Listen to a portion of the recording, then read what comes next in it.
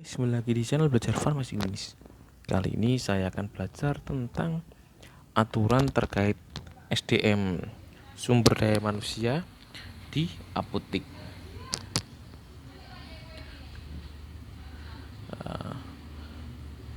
Aturan SDM-nya itu sebelumnya diatur di PMK nomor 31 tahun 2016 ya.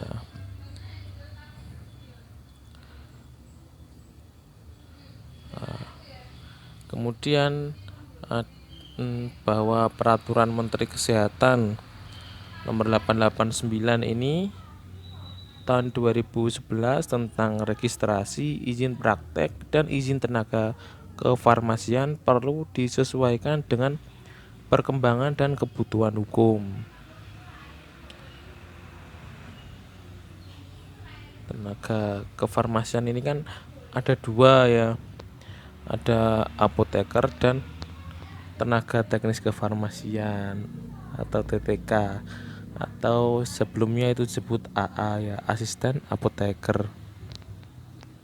Kebutuhan hukum dan perkembangan yang ada, khususnya dengan diterbitkannya Undang-Undang Nomor 36 Tahun 2014 tentang tenaga kesehatan, yang mensyaratkan semua tenaga kesehatan yang melakukan praktek wajib memiliki surat izin praktek atau SIP. Perubahan pada PMK 31 tahun 2016 ini adalah nomenklatur yang berbunyi SIK atau surat izin kerja dalam PMK 889 tahun 2011 ini harus dibaca dan dimaknai sebagai SIP ya, surat izin praktek. Sebelumnya dulu itu namanya SIK ya.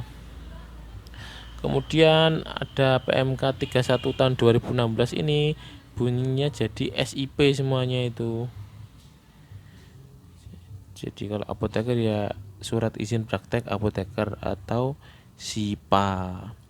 Kemudian jika tenaga teknis kefarmasian SIP TTK, seperti itu. Untuk pasal 17 dan pasal 18, kemudian pasal 19 itu di PMK nomor 889 tahun 2011 dihapus.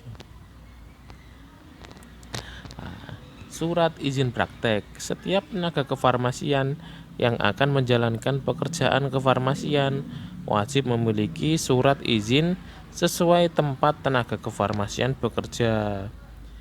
SIP-nya sesuai tempat kerja. Nah, ini yang saya bilang tadi ya. Untuk apoteker itu SIPA, untuk tenaga teknis kefarmasian SIP TTK. Untuk SIPA bagi apoteker di fasilitas kefarmasian hanya diberikan untuk satu tempat fasilitas kefarmasian saja. Jadi untuk apoteker itu cuma satu ya. Kalau di apotek, kalau di praktek lain itu bisa dikecualikan dari ketentuan tersebut. SIPA bagi apoteker di fasilitas pelayanan kefarmasian dapat diberikan untuk paling banyak 3 tempat fasilitas pelayanan kefarmasian.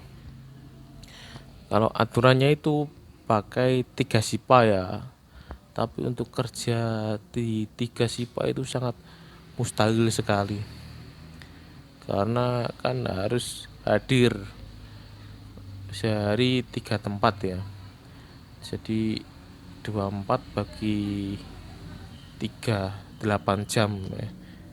Itu terus istirahatnya kapan? Tidak mungkin bisa ya. Kalau SIPA 3 itu mustahil lah untuk dilaksanakan. Kalau 2 itu masih bisa dilaksanakan. Kemudian dalam hal apoteker telah memiliki surat izin apotek, maka apoteker yang bersangkutan hanya memiliki 2 SIPA pada fasilitas pelayanan kefarmasian lain. Kemudian SIP TTK dapat diberikan untuk paling banyak 3 tempat fasilitas pelayanan kefarmasian. Untuk fasilitas pelayanan kefarmasian hanya dapat memberikan pelayanan kefarmasian sepanjang apoteker berada di tempat dan memberikan pelayanan langsung kepada pasien.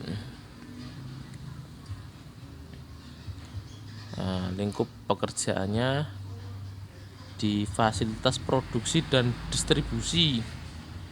Ini di pabrik obat, kemudian di PBF, itu produksi dan distribusi. Untuk fasilitas pelayanan kefarmasiannya ya rumah sakit, puskesmas, apotek, klinik. Kemudian toko obat juga masuk. Nah, jika fasilitas produksi dan distribusi SIPA itu hanya untuk satu tempat. Kalau di fasilitas pelayanan SIPA-nya boleh 3 tempat.